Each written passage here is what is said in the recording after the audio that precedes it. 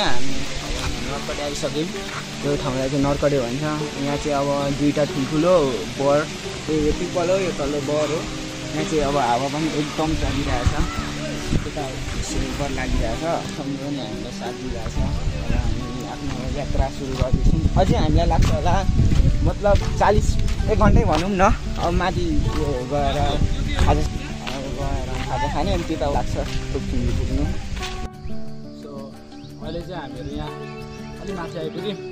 पानीहरू रोक्छु अलिक क्लियर भएर